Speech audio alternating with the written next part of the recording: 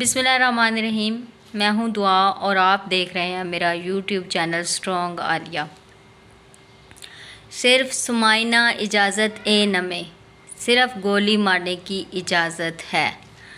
یہ آخری الفاظ تھے شیتل کے، اور اس کا کہنا یہ تھا کہ مجھے صرف گولی سے مارا جائے، کسی اور طریقے سے نہیں، یا میری طرف ہاتھ نہ بڑھایا جائے، یعنی ہاتھ سے، یا مطلب اس کا یہ تھا کہ مجھے صرف گولی سے مارا جائے، مجھے کوئی مرد کوئی ہاتھ نہ لگائے۔ شیتل 25 سالہ جوان لڑکی تھی اور اس نے 32 سالہ زرک کے ساتھ شادی کی، اور اس کا تعلق بلوچستان سے تھا۔ 1.5 سال کے بعد اس کے خاندان والوں نے اسے گھر پہ دعوت پہ بلایا اور اس کا قتل کر دیا۔ دعوت ایک نام تھا، اصل دعوت اسے قتل کی دی گئی تھی۔ شیتل ہاتھ میں قرآن لیے، سر پہ چادر اوڑھے، چٹیل میدان میں آگے بڑھ رہی ہے اور یہ الفاظ کہہ رہی ہے کہ آپ کو گولی مارنے کی اجازت ہے۔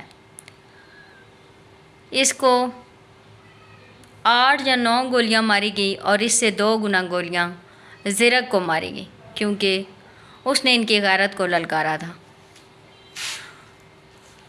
کون سی غیرت اور کون سی للکار؟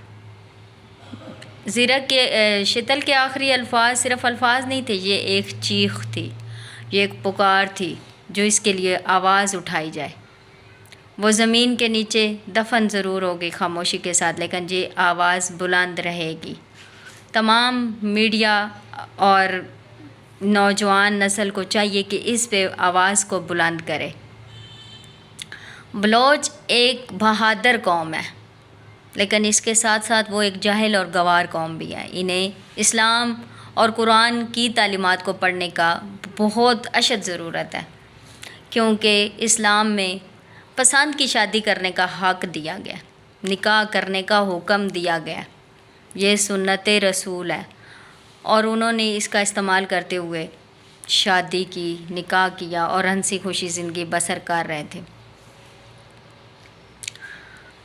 کبھی نکاح پسند کی شادی جرم بن جاتا ہے، کبھی بیٹی پیدا کرنا جرم بن جاتا ہے، اور کبھی کسی لڑکی کو یہ کہہ کر سسرال والے مار دیتے ہیں کہ یہ بد کردار تھی، اور آخر میں ان تمام چیزوں کو غیرت کا نام دیا جاتا ہے۔ اسلام میں کسی کی جان لینے کا حکم نہیں دیا گیا۔ ایک انسان کا قتل پوری انسانیت کا قتل ہے، اور اس کی سزا مقرر کی گئی ہے۔ اور بلوچ قوم کو بے انتہا ضرورت ہے وہ اسلامی تعلیمات کو پڑھیں اور ان کے مطابق زندگی بسر کریں۔ شیتل اور زرک کی چیخ و پکار ہمیشہ رہے گی، اور اسے بلند کرنا ہم سب کی ذمہ داری ہے۔ نکاح کرنا کوئی جرم نہیں، اور یہ گناہ نہیں، گناہ کرنا اور پھر اس کو پھیلانا اس کی سزا ہے، نکاح کی کوئی سزا نہیں ہے۔ اسلام میں نکاح کرنے کا حکم دیا گیا، پسند کی شادی کا حکم دیا گیا، قرآن اور سنت دونوں میں اس کا واضح طور پر بیان کیا گیا۔